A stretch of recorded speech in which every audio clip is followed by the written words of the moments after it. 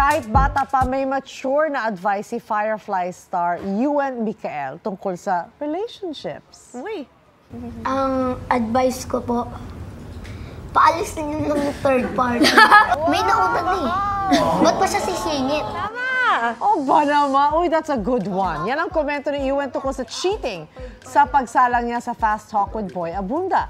Nakasama niya sa Christmas episode ang iba pang Sparkle Child stars na sina Rafaela Dicho at Sienna Stevens.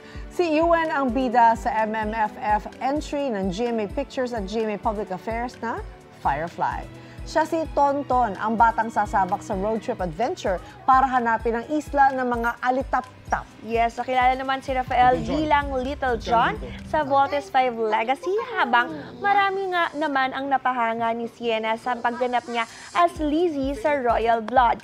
Sa Fast Talk, may entry rin sina Rafael at Sienna tungkol sa love issues. Aba? Ang babata. Huwag na huwag kayong mag-aaway kasi mahirap makahanap ng true love. Kailangan pag may onting misunderstanding lang kayo, mag-communicate kayo. Pag naaway po kayo, think about what you have done. So you have to say, sorry po.